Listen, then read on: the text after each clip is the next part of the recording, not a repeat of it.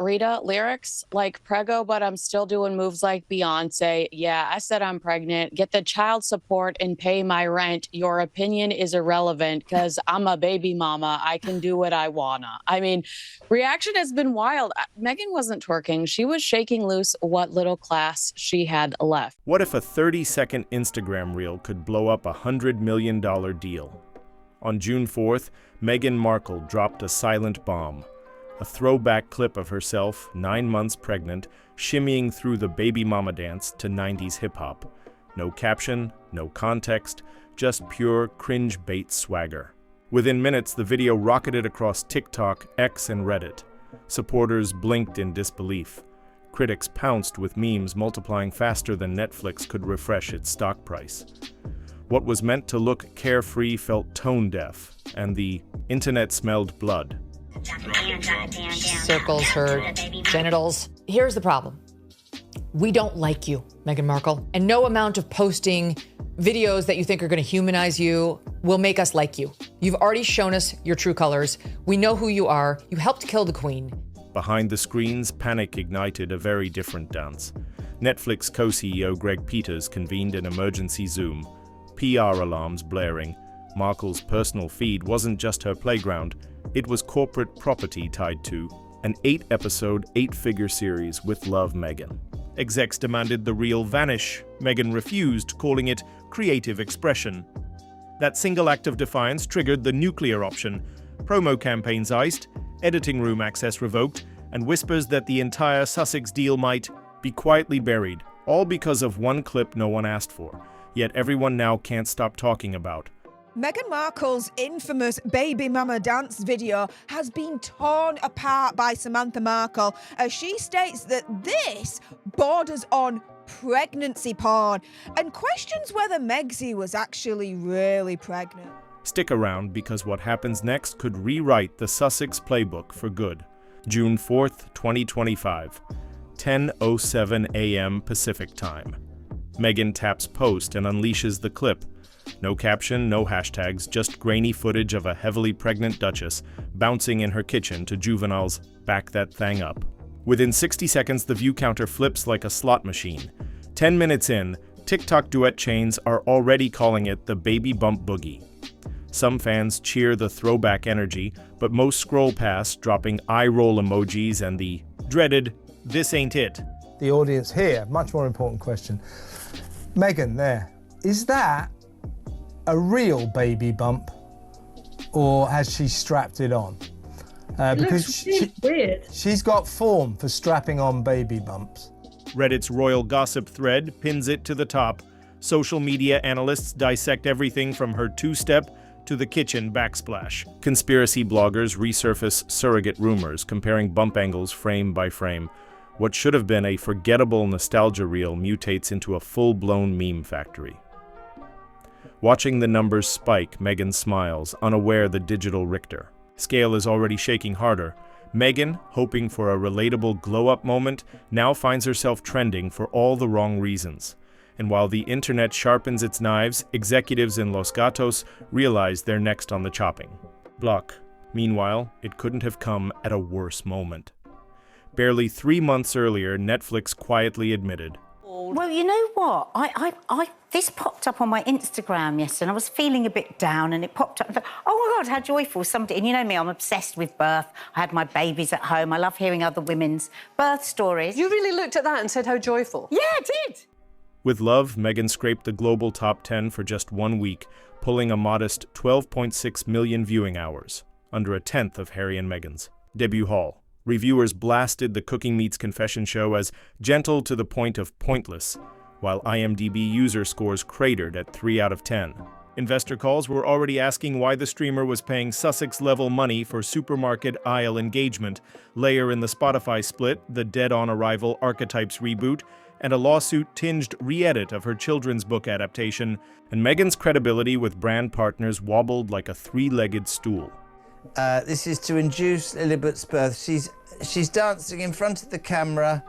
Oh God, it looks like a lap dancing club with pregnant women. He's also dancing in front of the camera. She's got a black dress on. She's literally holding her bump and twerking, and she's put this on social media. The June 4th dance reel kicked that stool clean away. Suddenly, execs who defended her authentic voice found themselves justifying to shareholders why their supposed lifestyle guru was trending under the such cringe queen across trade blogs and investor Slack channels. Worse, the series still needed a season 2 promo blitz, yet every marketing plan now looked positively radioactive. Greg Peters didn't even finish his morning coffee before summoning half the Los Gatos campus to an emergency Zoom. Cameras flicked on, mute buttons stayed off. The first slide read, "Risk exposure, Markle reel." Have completely undermined all the amazing gifts that this family has given you as nothing and suggested that they didn't care you were suicidal and they were the ones who drove you there. So she has absolutely no love lost between her and most people who may be somewhat warm towards the royal family, even if we're not big on royalty. A junior analyst grimly displayed real-time sentiment. Crimson bars stomping green within 6 minutes. Legal explained that Meghan's social feeds are contractually wired to promotion clauses, so her kitchen floor shuffle now sat squarely inside Netflix's liability. Column. Marketing groaned. Ad buys, influencer tie-ins, launch teasers, each built around a wholesome mom brand, looked instantly combustible. Finance asked for projected churn if subscribers linked the fiasco to Netflix's premium content narrative.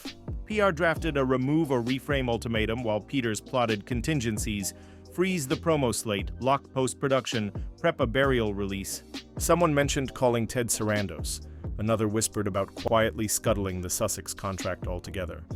Analytics projected meme velocity to triple by sunset if nothing changed across social spheres.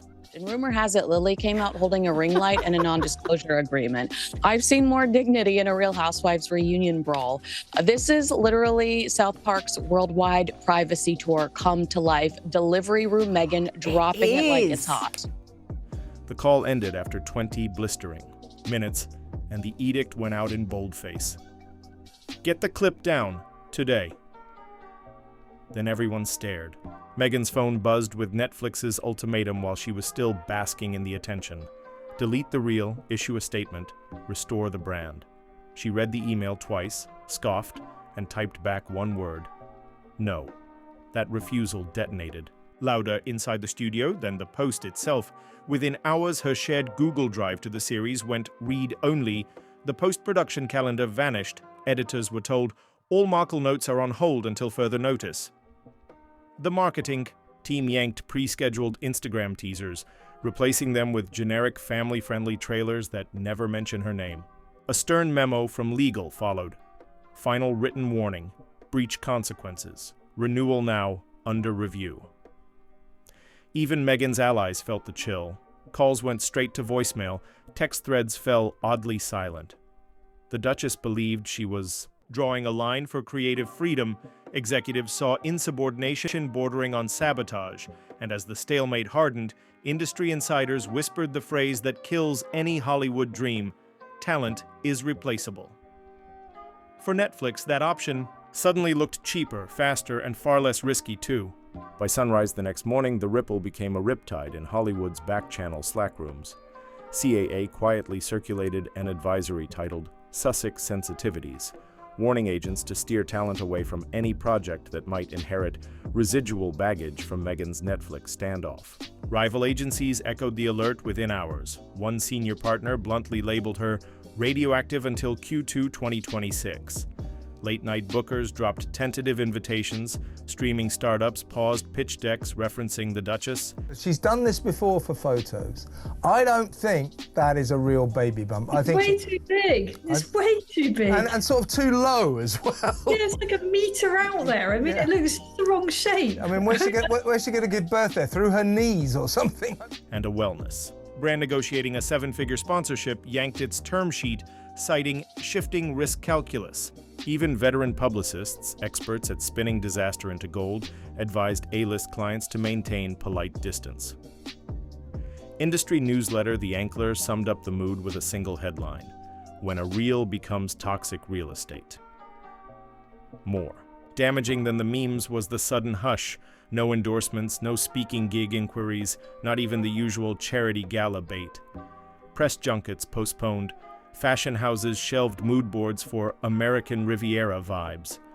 In Tinseltown dialect, that silence equals exile. An exile that drains leverage faster than any contract clause ever could. Inside Netflix's content bunker, the new marching orders were brutally simple: bury it. Marketing scrubbed with love, Meghan from the June promo calendar, slotting it instead for a mid-August quiet drop during the Olympic news cycle, prime bury and forget territory. The social team pulled planned countdown reels, swapped thumbnail art to a nondescript pastel, and stripped Meghan's name from email subject lines. Algorithm specialists tweaked the discovery tag so the series would surface only for users who'd already binged every royal doc on the platform. Everyone else would have to dig 3 scrolls deep to find it. Editors sensed the shift immediately. The final color grading session was slashed from 8 hours to 2, voiceover pickups canceled, and the composer told to reuse library tracks instead of recording fresh cues. One producer joked that the show now had the same budget energy as a forgotten cooking vlog. Another wasn't laughing. "We spent 9 months crafting a redemption arc," she muttered. "Now they're treating it like a tax write-off." And Meghan? She learned about the stealth release from a reporter's text, not from Netflix. Meghan spent the next 48 hours refreshing her mentions, convinced that once the haters tired themselves out, her core supporters would drown the noise in heart emoji love. It is so, you know what? I thought of South Park as soon as I saw it, because how much more intimate do they want to be? How much more do they want to show us? Are we going to see videos of their wedding night next? Instead, she watched a slow-motion mutiny. Big-name Sussex fan accounts that once went to war with tabloids, posted lukewarm notes like, "Love her, but this wasn't the move." Hashtags that usually trend on command barely cracked the top 50. A sentiment tracking dashboard Meghan's team subscribes to flashed amber, then red. Positive chatter down 42%, neutral comments flipping negative at record speed. Even the celebrity friends she counted on to rally, Serena, Priyanka, Mindy, stayed eerily silent, privately telling reps they didn't want their timelines flooded with dance video memes. Inside the Montecito compound, Meghan called it blatant misogyny, insisting critics hated seeing a pregnant woman own her joy. Her comms advisor quietly reminded her that corporations hate unpredictable brand ambassadors more. Frustration turned to disbelief, then dread. If the die-hard fans were wobbling, who exactly was left to fight for her narrative? Beyond the palace of screens. Netflix's renewal window slammed shut in March 2026, and insiders say the decision is all but made. Let the Sussex deal expire, or at best, offer Meghan a bargain basement extension she's unlikely to accept. I wouldn't have an issue with this, except they fled the country to protect their privacy. They've whinged and whined incessantly about the media intrusion, and then they do this. That leaves her scrambling for a lifeboat. One option is a self-funded docuseries on YouTube, cheap, instant, and fully under her control, but ad revenue won't touch Hollywood money. Another is a boutique streamer eager for headlines, yet early feelers say no one wants baggage this fresh. Even the paid speaking circuit has cooled. Corporate conferences fear a Q&A turning viral for the wrong reasons. Behind closed doors, Archewell staff float a rebrand, fewer lifestyle tips, more philanthropic spotlights, perhaps even a pivot to children's advocacy where controversy lands softer. But every path needs capital, and capital follows momentum. Something Meghan's. Real turned upside down. If Netflix cuts the cord, she'll face the biggest test of her post-royal life. Can she rebuild an empire without a global platform backing her? Or does the spotlight finally dim for good? A single scroll-stopping reel has rattled the Sussex empire. Memes everywhere, Netflix in retreat, Hollywood booking lines gone silent. One pregnant dance throwback has cost Meghan allies, leverage, and perhaps the only studio big enough to bankroll her narrative. If Netflix lets the contract die next March, she'll stand at a crossroads, pivot to smaller platforms and rebuild, or watch the spotlight blink out. Either path rewrites modern royal celebrity, and the next 9 months will decide everything. For Sussex watchers,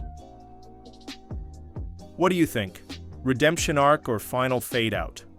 Drop your take below, hit like if this breakdown kept you hooked, and smash subscribe so you never miss the next Hollywood plot twist we unpack. Stay tuned for the more. Story ahead.